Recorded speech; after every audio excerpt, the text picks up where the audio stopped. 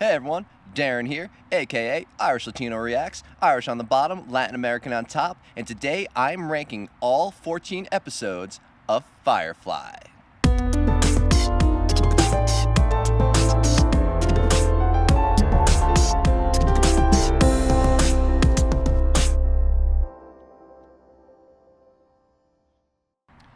As I'm sure you've noticed right off the bat, I'm not in my usual location. It is just such a nice sunny Saturday here in Denver that I did not feel like being down in my dark basement where I usually do these videos. And now you see the lighting it's pretty saturated or exposed. I'll try to fix that in post. Now I will be most likely recording this ranking video over a few days, so you'll see me change locations, maybe some other locations in the yard, and of course I'm sure I'll get back down to my dark cell, or my dark cave as my wife likes to call it, in due time. And you might even see my clothes change here and there, so don't let that freak you out. Don't let that freak you out. My clothes are indeed changing in front of your eyes. And yeah, I just wanted to have fun with this video, guys. I'm not as worried about the video quality. I still got my good mic right here, so the audio quality will be fine. And it is most likely my last Firefly related video I'm recording, not uploading. This will probably be uploaded to YouTube before I finish editing the Serenity movie. But yeah, like I said, just wanted to have fun with this one, guys, and this is the way I've chosen to do it. So we are ranking all 14 episodes of Firefly today. I've so been looking forward to recording this video. It's gonna be a nice beefy one for you. I'm not just gonna go like, oh, 14, okay, 13, okay, 12. No. I'm gonna say my piece for each episode a good chunk of time. So hopefully this is a good way to wrap up my Firefly journey for my audience on YouTube. Now, as of recording this, I have already reacted to Serenity. It is on my Patreon. And before I saw the movie, I had this idea of slotting the movie itself into the episode ranking somewhere. But now, after seeing the movie, I realized that's just a really dumb idea. It'd be like slotting an orange into a list of apples, so I'm not going to do that. Now, I have created 4 categories myself for this list, and they are, starting from the bottom, because we're going to go worst to best, 14 to 1. Starting from the bottom, the lowest category is called subpar. Then we have solid. Then we have great/very good. Finally, top tier, we have amazing/classics. Now, just because I have 4 categories does not mean that the episodes are evenly distributed in between them. So, without further ado, let's get into the ranking of Firefly episodes. Alright, starting at the very bottom of the ranking in subpar, and guess what, guys? Guess what? This episode is the only episode in the subpar category, and it probably comes as no surprise that it is episode 12, The Message. Now, this is a decently recent one that I recorded, so you guys probably remember my criticisms. I know I misconstrued in the initial reaction what was included in the plan and whatnot, so I got a lot of flack for that. But even still, I came back when I understood it and I stood corrected. I still had issues with the writing there. Now, some of you still disagreed with me. That's fine. Now, of course, the other major criticism that I had of this episode was Tracy's acting. And a lot of you also disagreed with me there. That's fine. It's all opinionated. It's all subjective. Now, was his acting the worst thing I've ever seen? No. But you have to be compared to what you're surrounded with. It's only fair. And the quality of acting has been so consistently high in this show that it just made Tracy's acting go from looking subpar to severely subpar. Now, bad acting is just, there's nothing around it. There's nothing around it that can save that. His dialogue I thought was well written on paper. Didn't matter.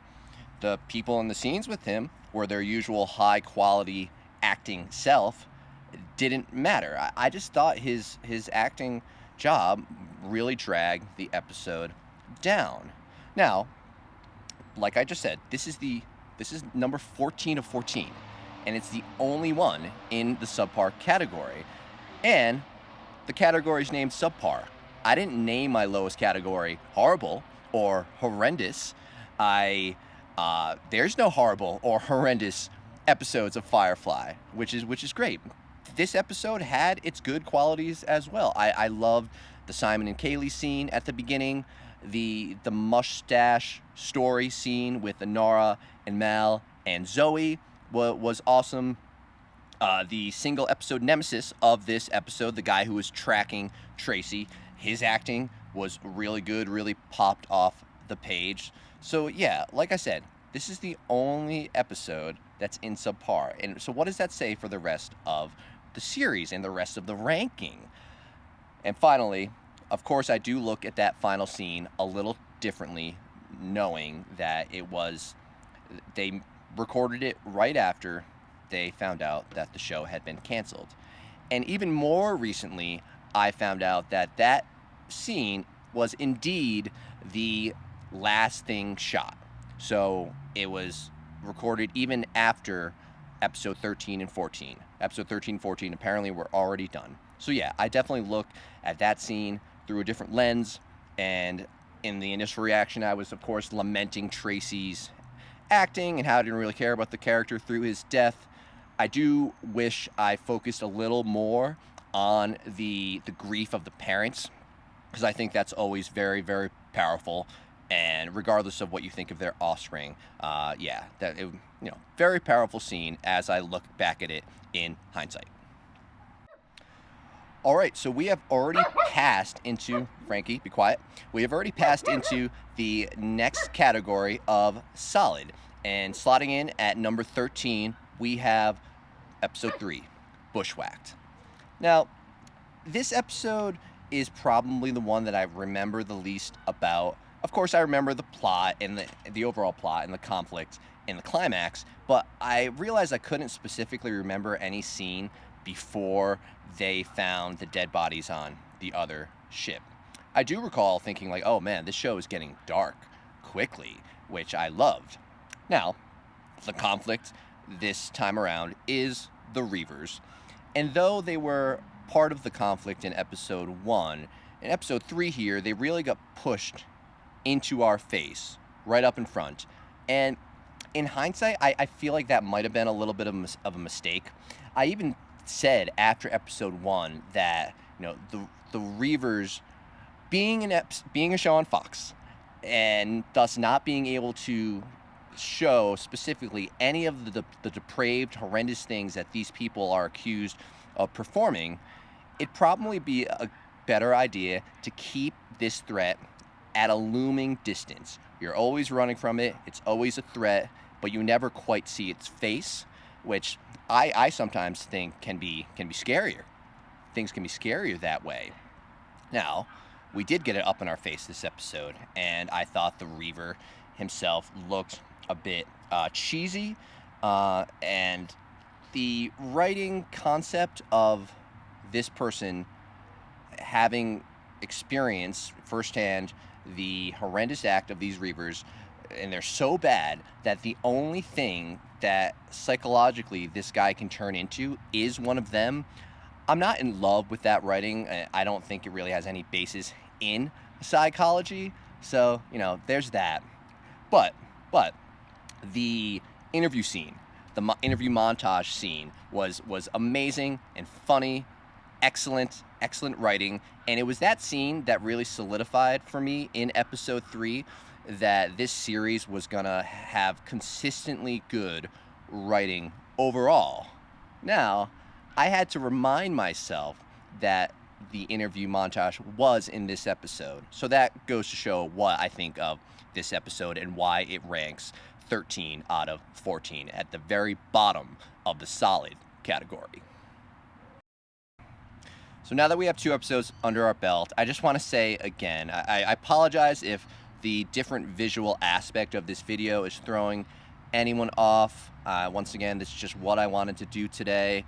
You see my glasses are crooked, and yes, they are actually crooked. I'm not just doing that to appear cool, but these are the only glasses that have the right sheen where I can still see my laptop in the sun. I also haven't even taken a shower today. But I just want to say that regardless of all that, even if maybe I'm not putting the most effort into the visual quality of this video, everything I have been saying so far about the episodes and everything I will say has been thoroughly thought out and mused on for days and days and days.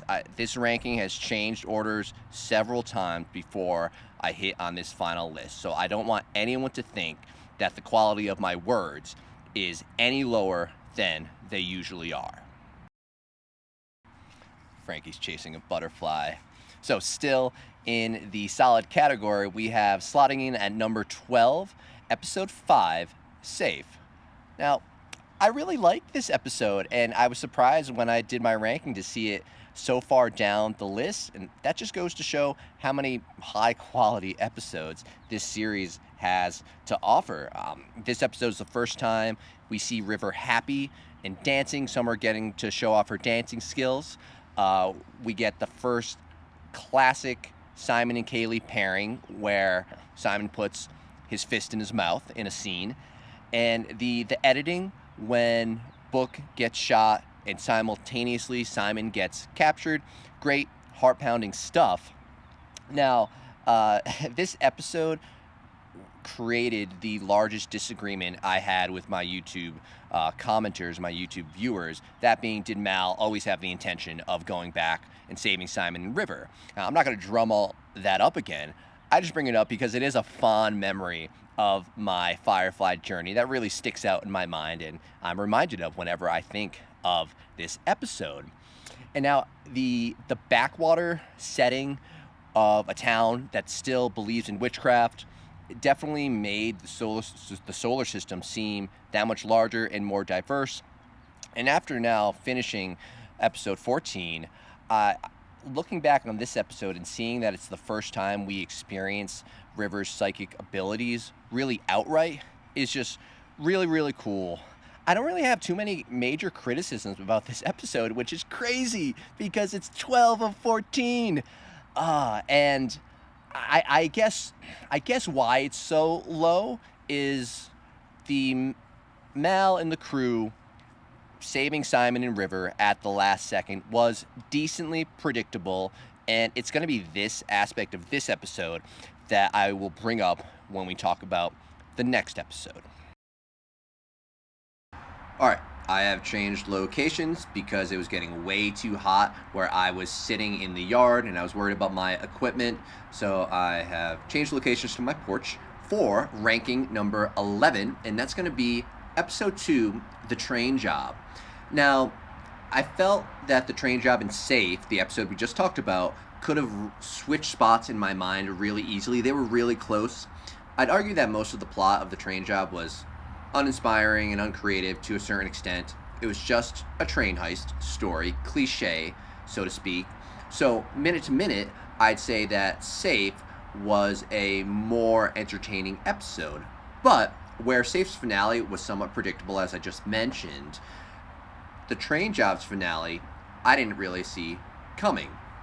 For the sheriff to be able to project what Mal has gone through, both physically and mentally, once again, I didn't see coming. I didn't expect from episode 2. Mal, he stealing these goods. He doesn't know it's medicine he's stealing until after he successfully steals it. Then he sees the community that he's taking the medicine away from, so he decides to go against his employer, the Psychonishka, and return the medicine. Now, one could argue that the sheriff being able to project all of that and conclude all of that is far-fetched. But I'd argue the opposite, that with the evidence that he was presented, I mean, he caught Mal in the act of returning the medicine. I feel like that's one of the few things he could have concluded. So, in my conclusion, The sheriff, his demeanor and his understanding of Mal at the end was really, really cool. Such a cool writing beat for the show in episode 2. Once again, something I didn't see coming. And it just being episode 2, I was like, oh, this show could be something special. And we also get introduced to that Psycho Nishka. So, brownie points for that. All right, at number 10, we are already into the next category, which I've titled Great/Very Good. And not to spoil anything, but the next 5 episodes are in this category. And these next 5 episodes, they're separated by grains of sand, by follicles of hair. They could have easily been reshuffled in various orders, but I had to make tough decisions. That's why I'm here. So, at number 10, we have episode 11, Trash, the second Saffron, Yolanda, Bridget episode. Now, I'm not surprised that they brought Christina Hendricks back, her conniving character back for a second rodeo. I love Christina Hendricks. This episode is kind of like the train heist, where the twist/ending outshines the rest of the episode. But unlike the train heist, where the rest of it was kind of whatever, the rest of Trash, besides the ending, was pretty entertaining and interesting. And that, of course, is mostly because of the aforementioned Christina Hendricks. She pops off the screen in every frame, and this guy has just started weed whacking across the street, so let me know if you can hear that. But she pops off the screen in every frame, and her acting chemistry with Nathan Fillion, you can feel it just emanating off the screen. Now, I had some issues with the gun stealing scene. You can go back and watch my outro for this episode for a recap on that. And before the Inara twist at the end, I was getting pretty annoyed with how gullible Mal was being. Ultimately, I think this episode ranks at the bottom of this next category because of its replay value. I'm not saying the twist at the end was everything, but it was a lot of why this episode snuck in to the bottom of this category. And you can only experience that twist for the first time once. All right, folks, back in my normal spot for slot number 9. Now, I have changed clothes. Once again, do not freak out at all. It is a different day. So, once again, at slot number 9, whether you think this is a coincidence or not, we have the other Saffron episode 6, Our Mrs. Reynolds. Now, what I said in the outro to this episode still holds. I'll repeat it here, that the first half of this episode was just gold. Yeah, and the second half was just good. So I think let's say the first 15 minutes of this episode, I was smiling from ear to ear.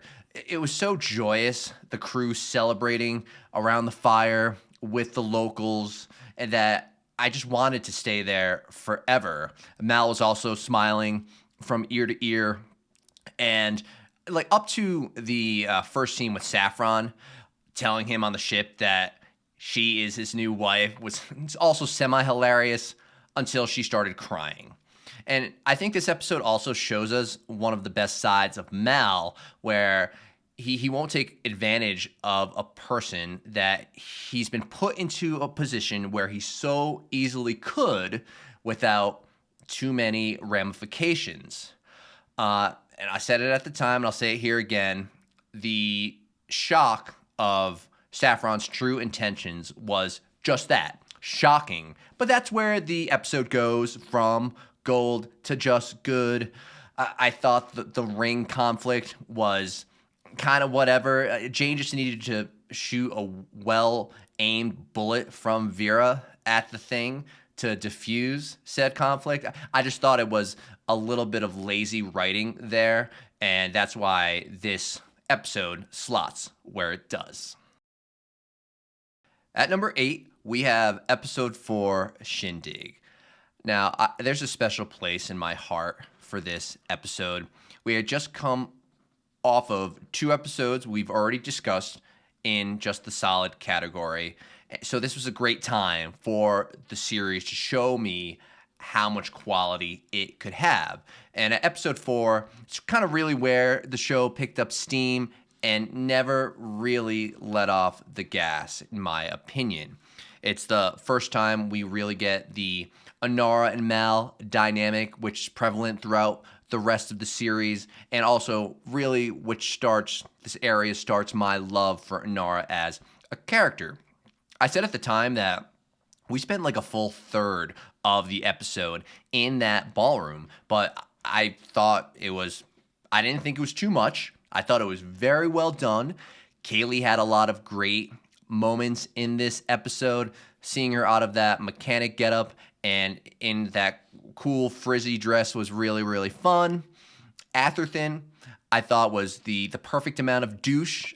I thought his character was well written, actually.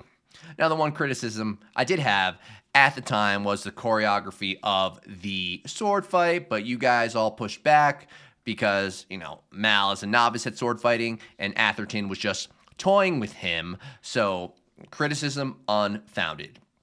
Now, Inara agreeing to go with Ath at the last second to spare Mal's life was really touching, but I think the biggest reason why there's a special place in my heart for this episode is that it gave me easily the biggest belly laugh of any episode in the season. It gave me that moment. I think you all know what moment I am talking about.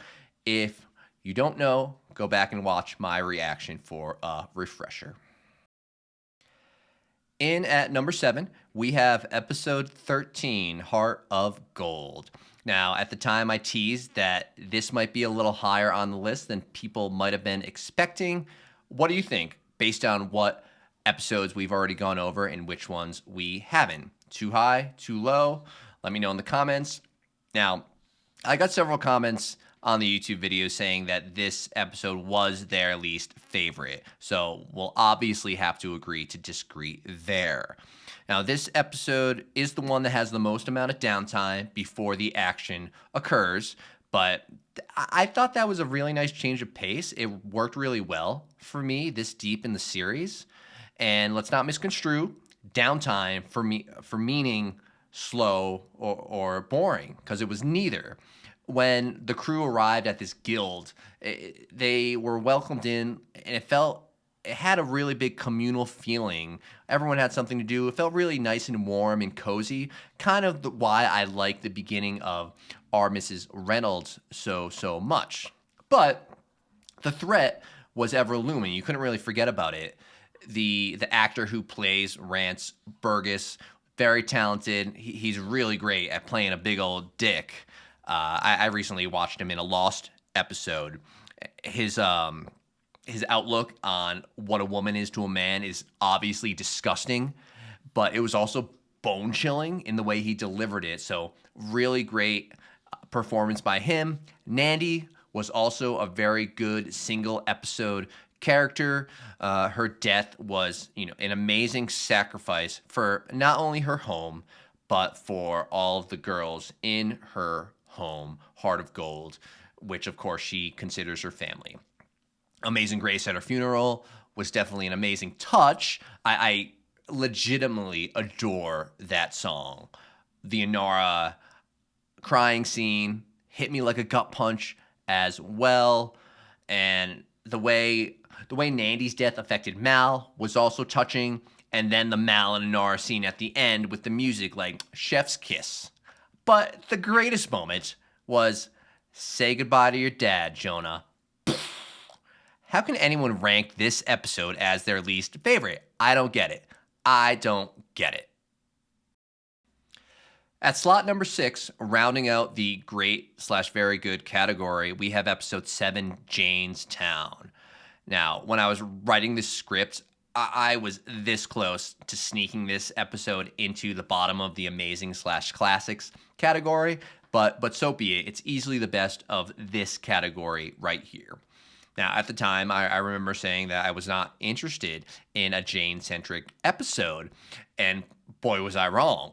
this episode has a lot of strengths. We have a new backwater setting. We have the River and Book conversation about religion. We have the the song, the Man They Call Jane song, which is, if it just kept going forever, I wouldn't have been upset about it. And it's actually a very well written song. Let me point out a line to you guys, and I have it right here. From the common folk, like you and I, the man they called Jane, he turned around his plane and let the money hit the sky. They have the subrhyme of Jane and plane within the main resolution line of you and I versus hit the sky.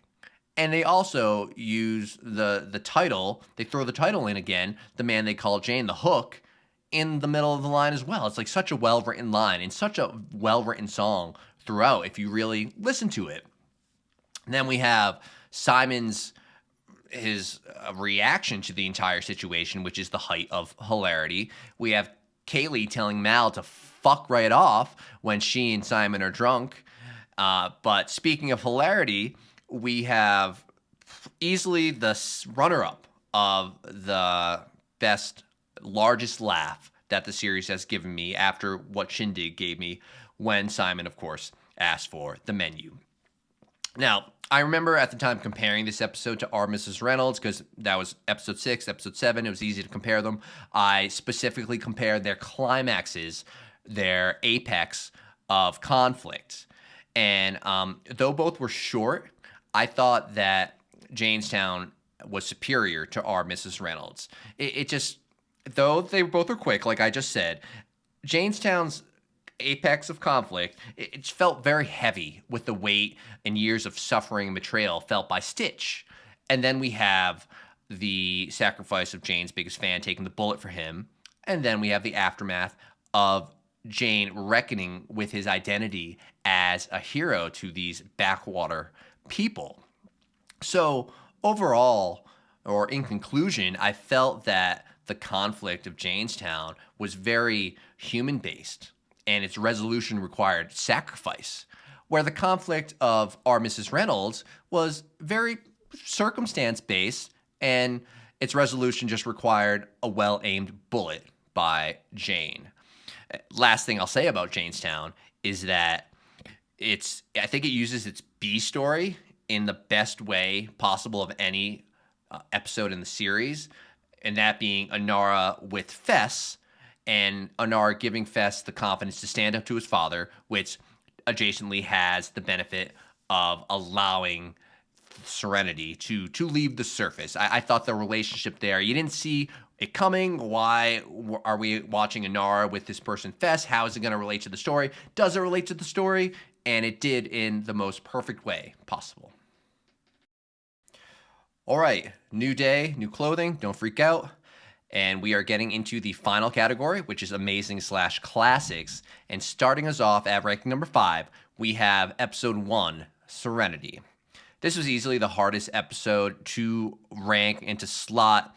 It's twice as long as the rest of them, and it takes on a lot of responsibility, of course, being the first episode. It has to introduce us to the world. It introduces us to the characters that we know are going to get to know and love in that world. It introduces us to Mal's past, the main character, and also introduces us to various conflicts that we're going to run into during the show's run. Now, we start out with the crew, besides the Battle of Serenity, that's kind of Mal's past, right? And then we start out in the present day with the crew illegally salvaging a derelict spaceship. Alliance almost catches them. They got to send a fake distress beacon or whatever. So immediately we get a sense of who the Alliance is. And that's compounded by the fact that Badger does not want to touch the stuff they took from that derelict ship at all because the Alliance sent out a bulletin about Firefly. We then meet Book and Simon for the first time. And we get some subversion of expectations, thinking that Simon's the one who hailed the Alliance when it actually, in fact, was that snake, Dawes. We then get the River reveal, which is amazing. And we get further subversion of expectations when we think Jane is going to betray Mal to Patience because of the Dobson deal. And the the speech that Mal gives Patience is kind of the first time where we really see who Mal is as a man, where his principles lie, and it's kind of the first time where we can be like, yeah, I like this guy. And to back up a bit, we also get an introduction to the Reavers, and we get Zoe's iconic line, if they take the ship, they'll rape us to death, eat our flesh, and sew our skins into their clothing. And if we're very lucky, they'll do it in that order. Utterly chilling. And this is why I said back in Bushwhacked that they should have kept the Reavers more at bay, narratively speaking.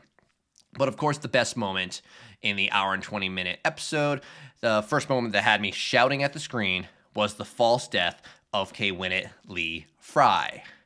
And when I typed that earlier, Leela Fry, is that connected to Futurama? You guys let me know, but that's an aside.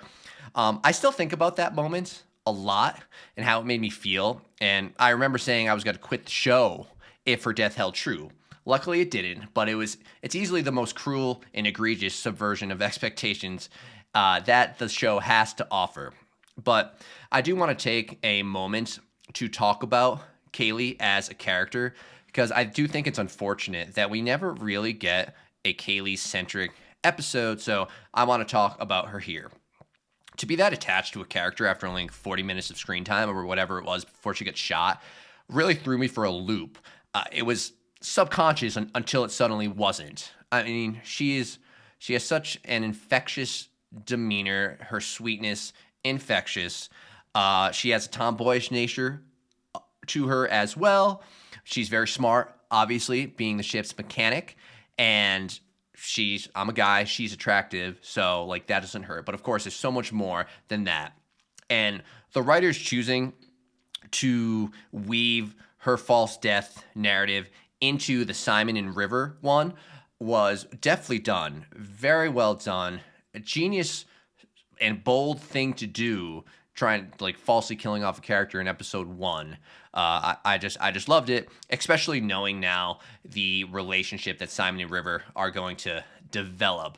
I just wish we got more Kaylee backstory, like the relationship with her dad, right?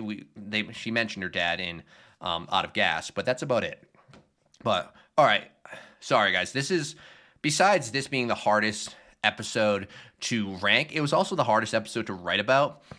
It's just a solid opening episode, and you can say opening 2 episode because of its length, and I can't really pick out any inherent flaw, except there is a really weird editing thing that happens in the first Inara scene. But besides that, can't really think of anything that truly matters. So for an episode to be this great and still carry such responsibility of introducing us to the world and to the characters, and if you bungle that at the beginning, it's hard to recover from. So for this episode Serenity to do it so well, I cannot rank it any lower than this. Now, this next ranking might be the most controversial on the list. Coming in at number 4, just missing the medal podium, is episode 10, War Stories. And I say it might be the most controversial because this easily was number 1 in the most people telling me that it was their favorite. Of course, I happen to disagree, as you can see. But what makes this show so great is there's this trifecta of scenes, these 3 scenes, and we're going to talk about them each individually.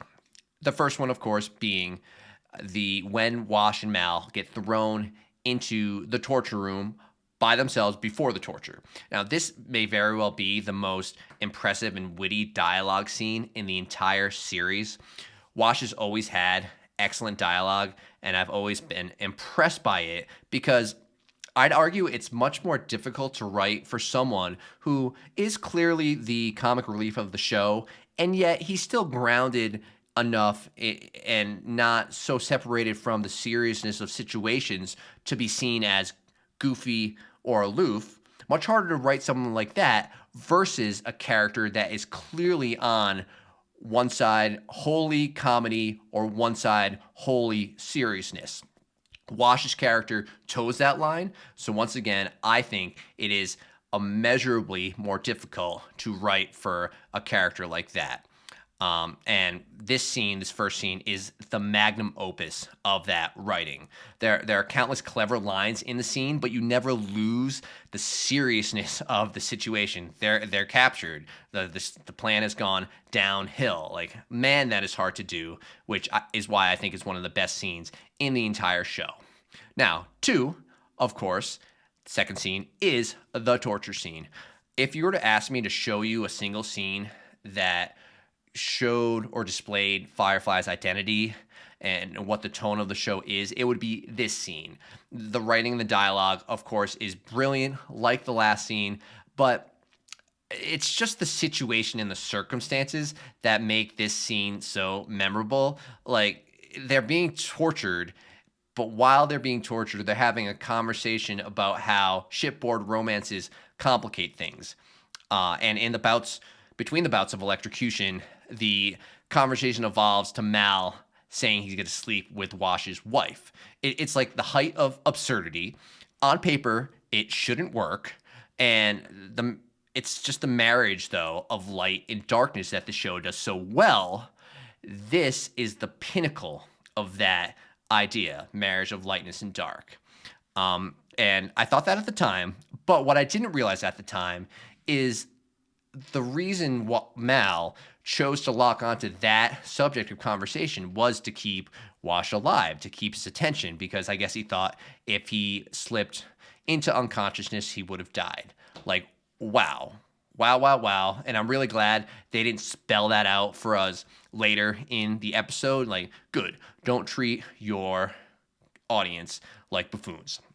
And now, three. I'm cheating a little bit here. This is a couple of scenes, but I'll choose to see it as like the third act of this great part of the episode.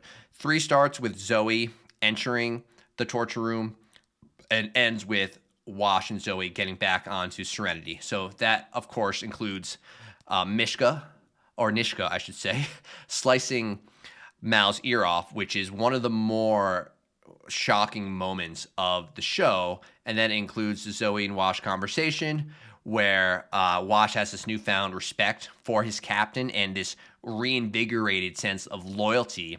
And he realizes, I know he does, that Mal was keeping him awake by choosing that subject of conversation.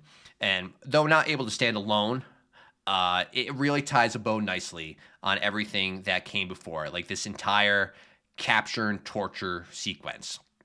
Now, okay, after going through all of that, I had asked in the outro to this episode whether the brilliance of this collection of scenes was able to catapult this episode to the top spot in my ranking.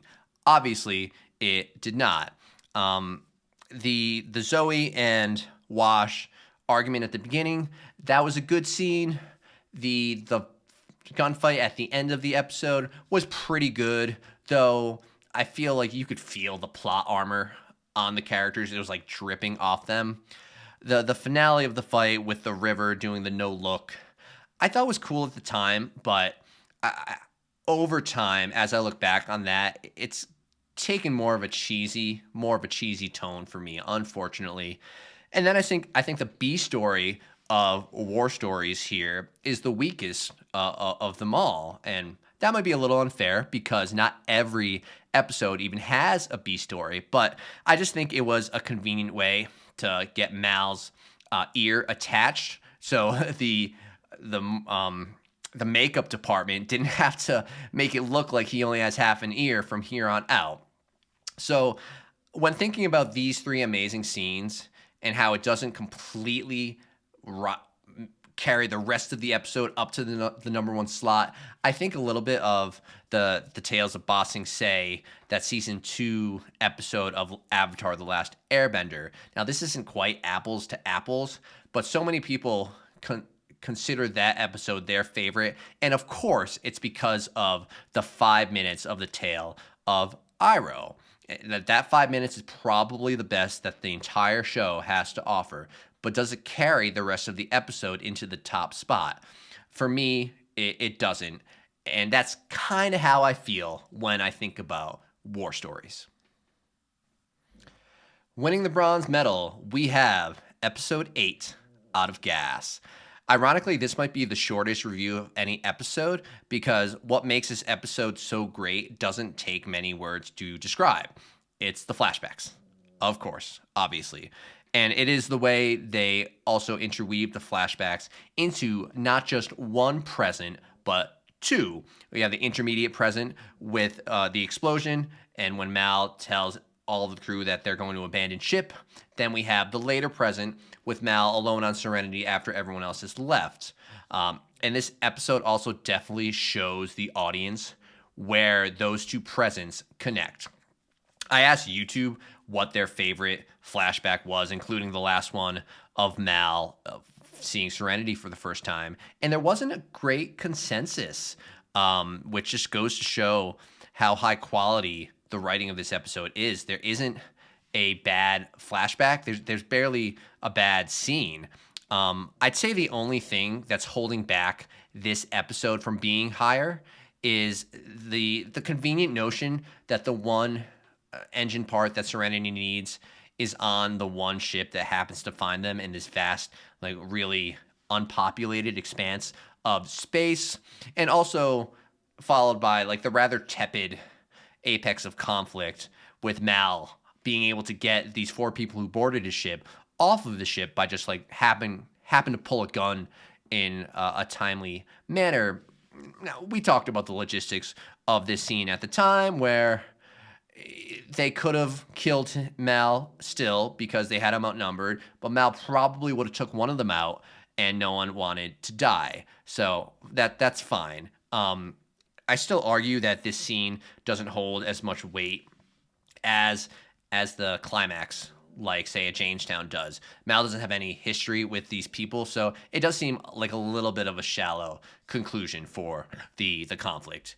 Now, that all being said, most of the rest of this episode is so high quality that my criticisms I just stated can't bring it down too much. And we get that great ending scene with Mal asking the crew before he passes out, y'all gonna be here when I wake up, which is great, especially because this was the episode I watched right before I had surgery on my ankle, so I kind of had the same sentiment with you guys.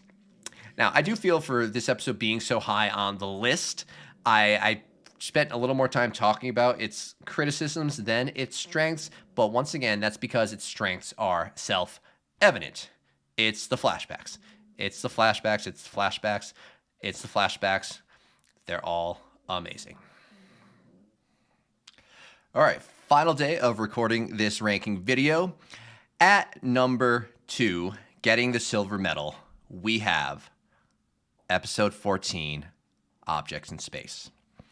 Now, I said in this video before I watched it, I had already ranked all of the other 13 episodes because I thought it would be a fun little exercise to see where this last episode slotted in. And the fact that it became my second favorite episode, like you could argue that was recency bias, or you could accuse it of being recency bias. And I thought maybe it was too, but when I edited the video or the episode for YouTube and watched it again in slow motion, that dispelled any notion that this was recency bias, putting the final episode in the number 2 slot. First thing I'll say about this episode is that there's no fat on this bone. We cut directly to River, really cool intro shot. She has her visions. She picks up the gun. The crew freaks out. The crew has the meeting where Kaylee tells everyone about River's prowess with a gun, and basically Jubal Early shows up, and we go from there. We also do have the Kaylee and Simon scene, but that's directly tied to what Kaylee just told the rest of the crew, and it's a great scene, so I don't consider it fat. And just to clarify, I'm using the word fat in the same way I used it in my video where I showed everyone how I edit these videos. Go watch that on my channel if you're interested. It's not saying anything bad. It's just fat is what I could cut out when I edit these videos for YouTube. I could barely cut much out in this episode 14. That's why it is the lengthiest edited video I've put out on YouTube yet. I mean, every other episode I was able to cut out at least a full scene, but not this one, and which is just a testament to its quality. The writing is so tight and the pacing is perfect. Now, Jubal Early, let's talk about him. He is my favorite nemesis of the show. I've concluded. I like him because he's not wholly evil like Nishka or Rance. He's a bounty hunter, and he's just doing his job, doing the job that he is getting paid for. So, but with the straightforwardness of his occupation, we contrast that with his personality. Because there's nothing straightforward about his personality. He's enigmatic, he's thoughtful at times, and he's pretty unpredictable. You don't know what he's going to say next, and you don't really know what he's going to do next, which makes him that much more frightening. But let's talk about the star of the show, the star of the episode, that is River. It was a big reveal for me to find out that she was psychic in this episode, and some of you may be like, really? You didn't figure that out until now, you idiot? And I was slow on the uptake, but I'm happier for it because it made this episode that much better. I mean, the only palpable example we got of her psychic abilities was way back in episode 5, Safe. Now, I'm sure there are some tidbits and clues along the way that I missed or am forgetting. Let me know in the comments. But I'm glad I finally got a satisfying answer to why the Alliance is after her, to supposedly use her psychic abilities for their own gain. Now, I know that is taken even further in the movie, but let's just set aside the movie for now. It was perfect enough for me to learn that she was psychic in this episode. So, now let's talk about my favorite collections of scenes in this entire series. They're in this episode. River becoming Serenity, quote unquote, and her subsequent chat with Early. I don't really know how to articulate well why I think these scenes are so good or how they make me feel when I was watching them in real time, when River was talking. I remember just leaning back at one point and being like, this is cool. But it's more than that. Something about River's cadence, her slower delivery, along with the disembodied nature and ethereal nature that intercoms inherently give the human voice, it just made the hairs on the back of my neck stand up.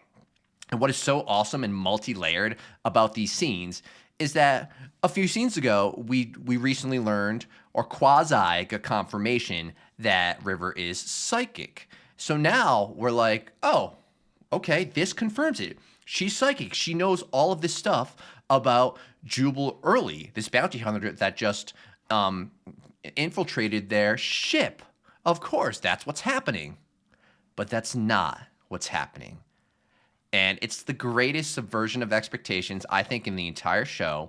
And the twist that she's on Early's ship is the greatest twist in the entire show, in my opinion. Like, I knew she wasn't really the ship, metaphorically speaking, or anything. I just thought she was hiding somewhere on Serenity still. And it's just not knowing where she was and not really knowing what was going on, thinking she was psychic, blah, blah, blah. It just made the tension in those scenes so palpable and so good. And this episode also gets props for being the only one to make me properly tear up with the way River was talking about leaving with Early, and because everyone would be better without her. Finally, taking the gold, you all know what it is. We have episode 9, Aerials. I think most fans of this show can agree that the 3 back-to-back episodes, 8, 9, and 10, is where the show really peaked. Now, after I got past episode 10, even back then, I felt pretty confident that Aerials episode 9 was going to land on the top spot of my ranking. Episode 14 being so good to end things was a very, very nice surprise, but it couldn't quite supplant Aerials. I really think I just had the most fun with this episode, just to boil it down. It starts off with River slashing Jane across the chest, so that's fun. And I just want to say that at this point in the show, we all have a really good idea of what kind of man and what kind of captain Mal is, but I really loved the little sickbay scene where he goes from telling Jane, forcefully that the Tam siblings are part of my crew. There's nothing you can do about it. What are you going to do about it?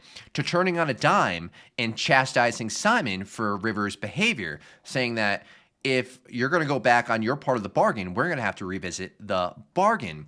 In both little instances, he was very forward, but I thought very fair. And it just is a great little encapsulation of Mal, of his leadership skills. Then we get Simon's brilliant plan, and this part of the episode was just so fun, seeing the team working together, seeing them struggle to learn the medical jargon. It was really cool to see Simon in a quasi position of power where everyone's listening to him, even Jane. And it was so funny that they didn't end up needing to memorize the jargon, but Jane worked so hard at it that she spit it out anyways.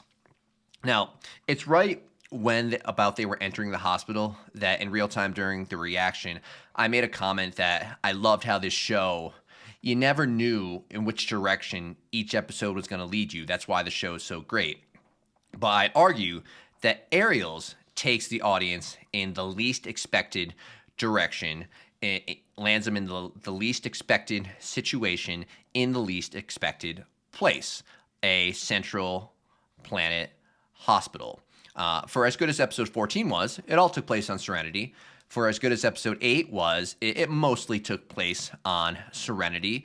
And I've said countless times now that I love the Western vibe and the Western settings of the show. So to get such a sterilized setting in Ariel's just really made it stand out. And it's another huge mark in the episode's favor. Next comes my favorite Simon moment of the entire series, where he shows how badass of a doctor he is, saves the patient's life, and then rips that other doctor a new one. And River's smile, just capping off that scene, was French kiss, God, chef's kiss. Now we get to Jane's portrayal, which I truly didn't see coming. I know I'm slow on the uptake a lot, but it was interesting to have Janestown be a couple episodes before this, because it gave you a false sense of security in thinking that Jane may be becoming a better person. But no, this episode shows you that was just wishful thinking. This is the fucking world, and money still talks. Grow the fuck up. So just a little cold slap of realization across the old face there. Soon after they get caught, we do have the scene with the Alliance agents making that Fed employee bleed out of all of his orifices, which I'm trying to think of a more disturbing single moment scene in the entire series, and I can't really think of one. It's not the Reavers or all the dead bodies in Bushwhacked. I think this one takes the case. So another huge mark in the show's in this episode's favor. And there was great tension, which that was felt when Jane and the Tam siblings were maneuvering through the hospital, and the Alliance guys were flat on their tail. I mean, we just saw what they were capable of.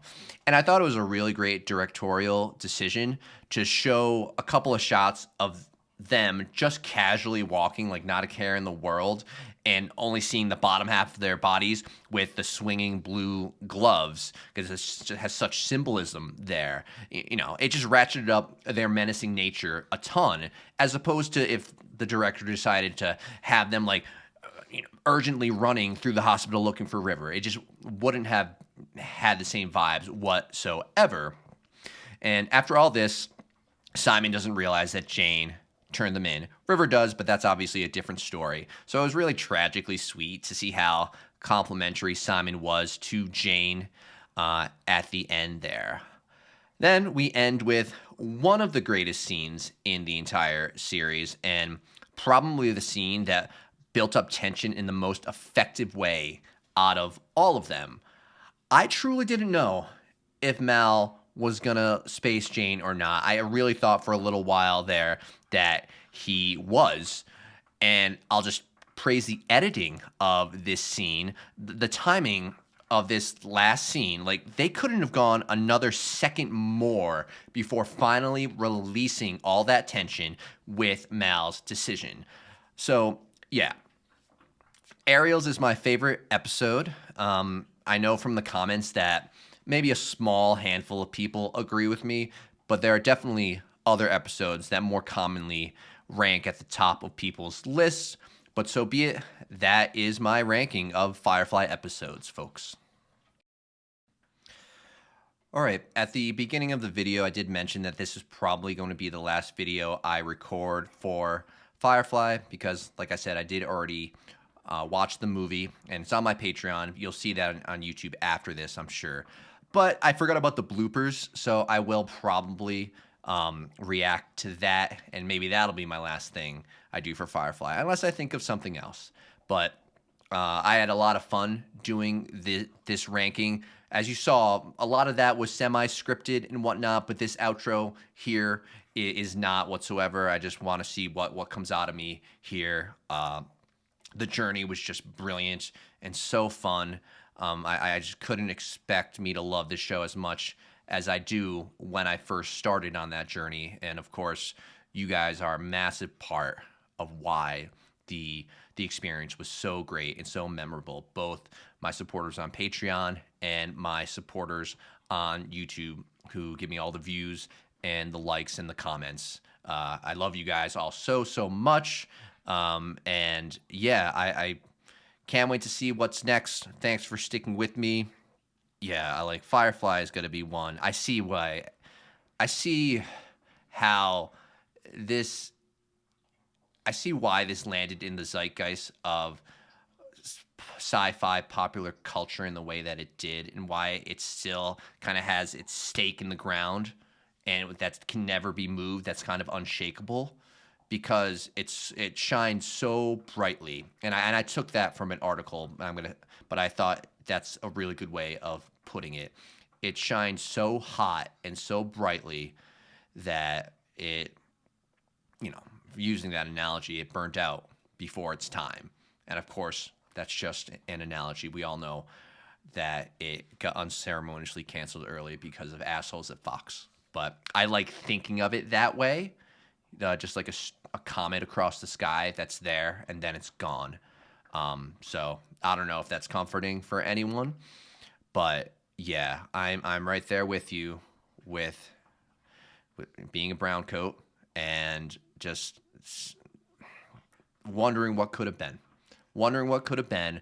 But at the same time being so thankful for what we got. So thanks everyone. I'll catch you all in the next reaction.